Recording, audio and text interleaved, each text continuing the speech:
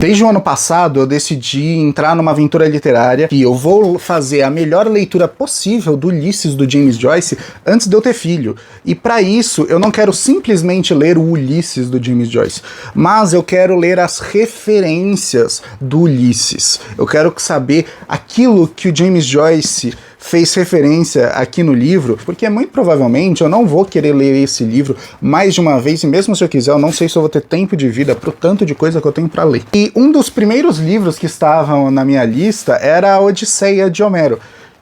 A primeira vez que eu li foi lá para 2010, 2011, nessa edição aqui da editora Cultrix, que é uma tradução em prosa de um mestrando ou doutorando da USP. E foi uma experiência boa, foi uma experiência muito legal, eu sei a Odisseia por causa disso, mas ainda assim eu sabia que eu estava perdendo algo da experiência estética da Odisseia. O meu grego não é bom o suficiente para ler em grego, pelo menos a Odisseia, e por isso eu queria uma tradução que fosse digna da experiência que eu esperava. E por isso que eu optei pela tradução do Frederico Lourenço. O Frederico Lourenço já é um professor que eu acompanho há um bom tempo, eu gosto demais das traduções dele, especialmente a tradução que ele faz da Bíblia, da Septuaginta e do Novo Testamento. Sei que tem os seus problemas, mas eu gosto. Minha edição tá cheia de anotação corrigindo certos problemas, como se eu tivesse capacidade de corrigir de fato Frederico Lourenço, mas corrigindo teologicamente, pelo menos. E eu queria essa edição pelos comentários dele, pela tradução dele, embora eu saiba que ele não mantenha toda a estética do texto grego, eu sei também que seria muito difícil manter aquilo de forma que fosse legível.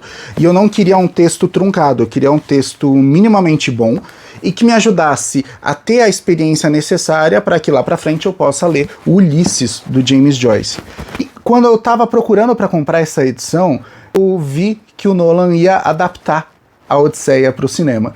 E eu confesso que eu não fiquei nem um pouco animado. Não por achar que fosse ser ruim, mas porque eu não sabia o que esperar. Podia ser muito bom e podia ser muito ruim. A Odisseia é o tipo de história que é difícil, de fato, de trazer para as telas do cinema. Todas as tentativas de adaptações que nós tivemos sempre apresentaram algum problema, em maior ou menor grau, que atrapalhasse a experiência com a história homérica. Então, por isso, eu não tinha nenhuma expectativa. Mas quando eu fui assistir ela no cinema essa semana, meu Deus do céu, que filme maravilhoso! O filme, de fato, é muito bom, mas tem algo que precisa ficar claro. Bom, primeiro, o que precisa ficar claro é que eu vou dar muito spoiler nesse vídeo, então fique esperto. Mas o que precisa ficar claro é que o Christopher Nolan trouxe para as telas do cinema não foi uma adaptação do poema homérico.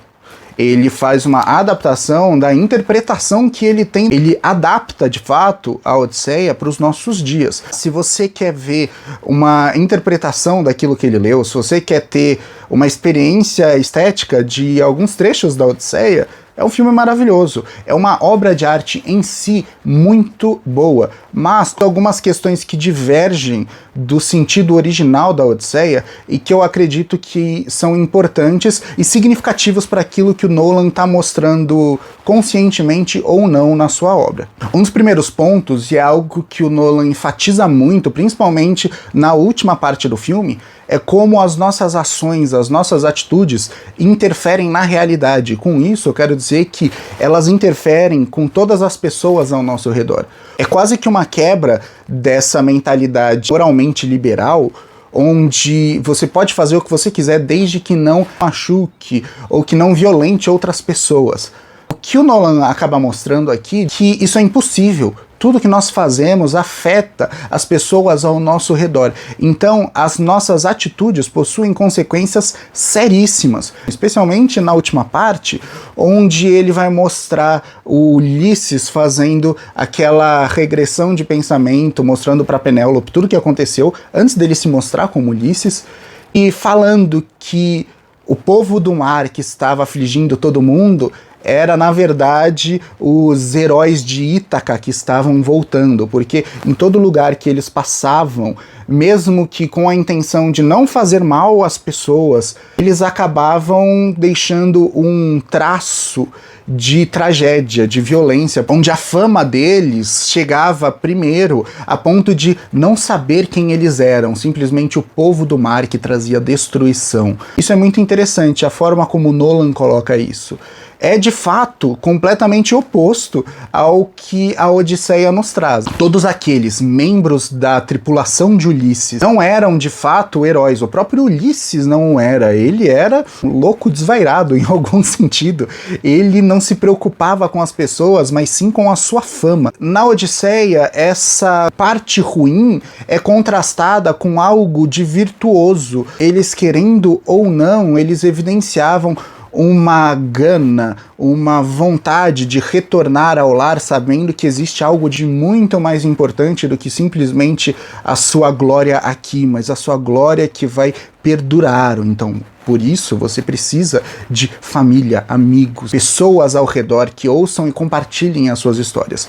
Mesmo que eles tenham feito isso por uma vontade ruim, uma vontade corrompida, o desejo em si, ele não estava totalmente errado.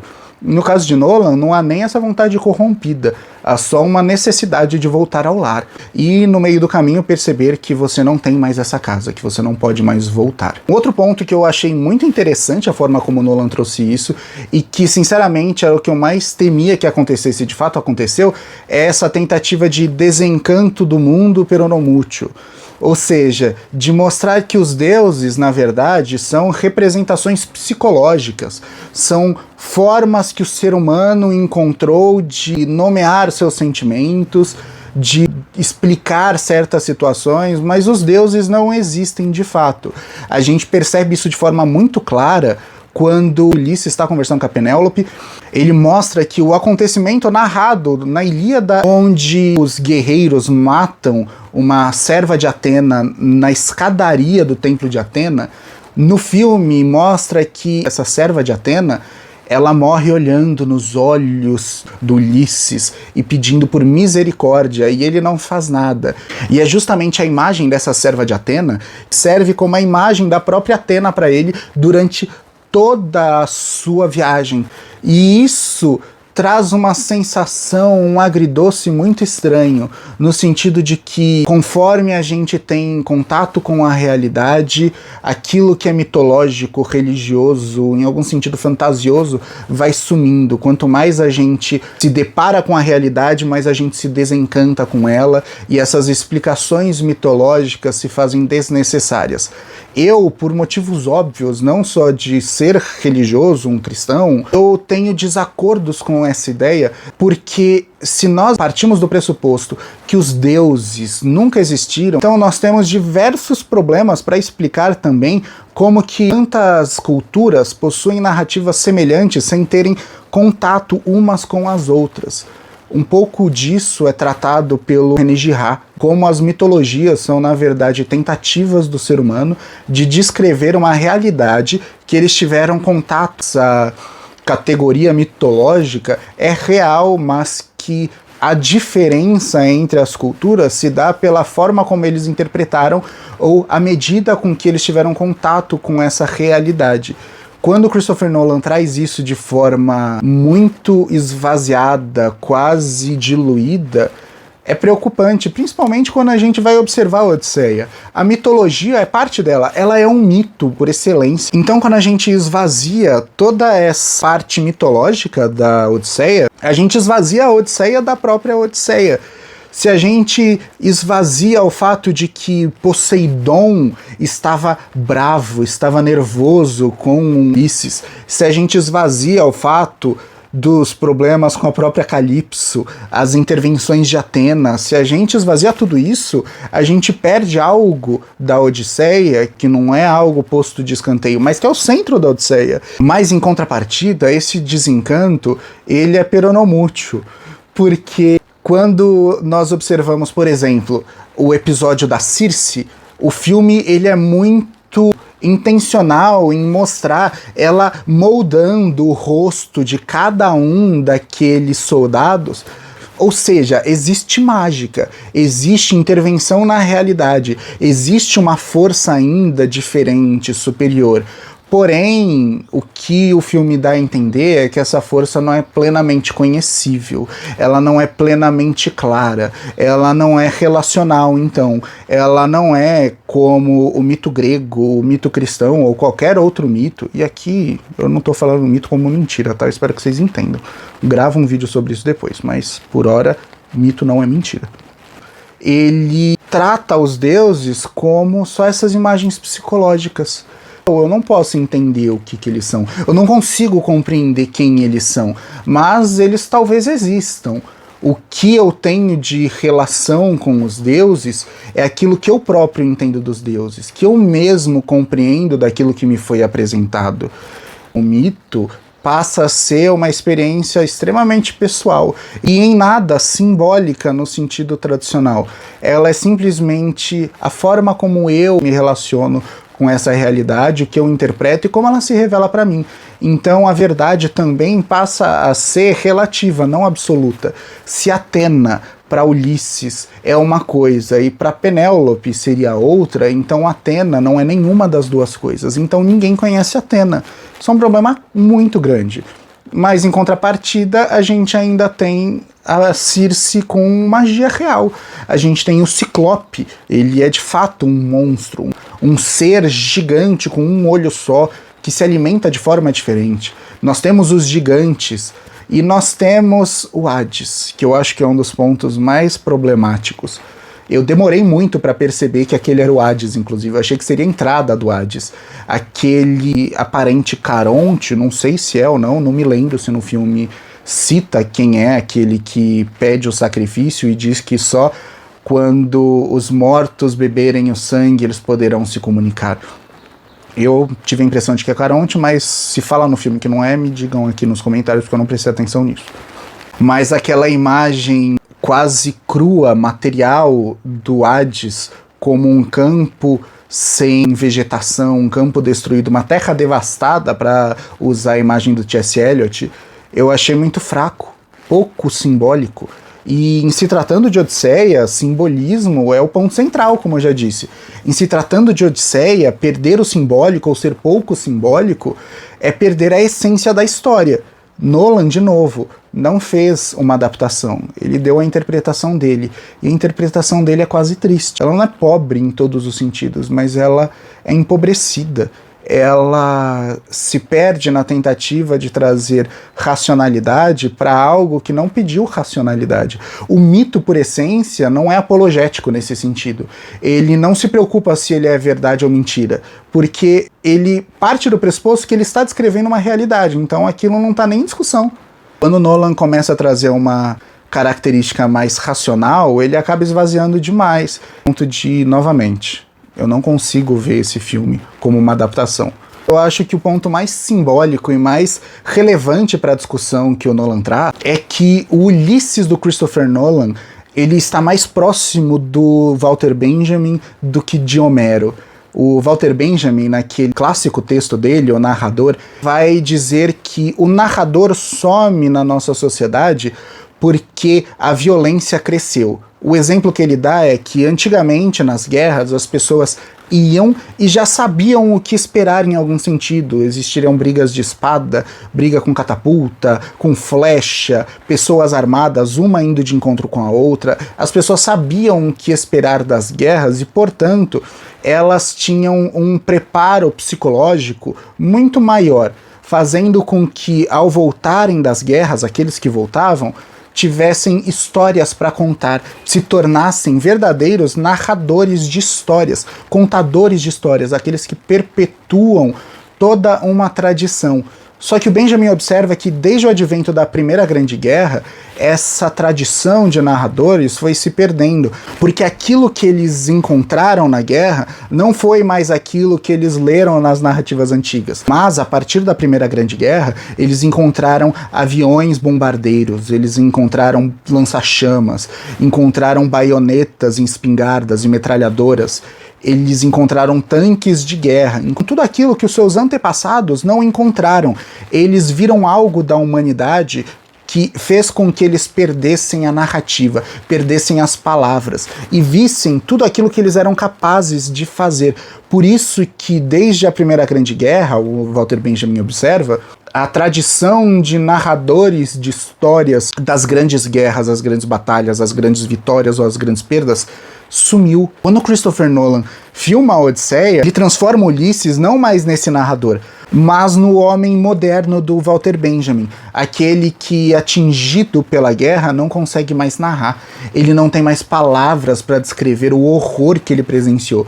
Ele não tem mais criatividade ou imaginação para descrever tudo aquilo que ele viu de fato, porque tudo aquilo que ele viu sofre interferência daquilo que ele sofreu, do sofrimento dos outros. Ele se torna um herói, por assim dizer, mais empático, menos aquele herói mítico apresentado por Aristóteles e pelo Homero, e mais um herói psicológico. E perceba, isso não necessariamente é algo ruim, está muito mais próximo da nossa fé cristã do que dessa tradição grega e do que da tradição pagã dos nossos dias. Embora o Christopher Nolan tenha perdido algo do heroísmo, algo essencial também da fé cristã, ele percebeu algo que é próprio da narrativa cristã, da tradição cristã, que é a capacidade de se ver no lugar do outro, de amar o próximo como a si mesmo. Não à toa que ele adiciona no começo do filme, como se fosse uma lei de Zeus, mas uma lei de Zeus adaptada, que eu devo fazer ao outro aquilo que eu gostaria que fizessem comigo. O que o Christopher Nolan coloca no filme é, na verdade, quase que ipsis literis o que Jesus diz nos evangelhos, e menos aquilo que a suposta lei de Zeus trazia. Ele acaba se aproximando muito mais de uma ética cristã do que de uma ética grega, do que de uma ética pagã. Ele acaba se aproximando muito mais da gente quando ele subverte a Odisseia.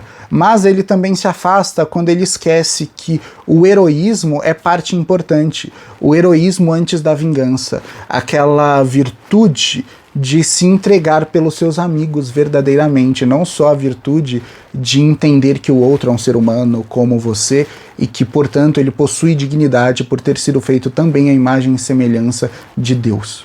O Ulisses, no final das contas, ele é um herói com estresse pós-traumático que desiste da vida de rei, deixa o seu filho Telêmaco e vai rumo ao mar para honrar a vida dos mortos, honrar aqueles que morreram em batalha e enterrá-los, nem que seja simbolicamente, de forma apropriada, de modo a livrá-los do Hades em algum sentido. O que o Christopher Nolan nos entrega é um filme maravilhoso, mas é um filme completamente diferente do poema homérico, de toda aquela grandiosidade mítica. Ele nos traz, na verdade, uma grandiosidade material, física, aqui e agora.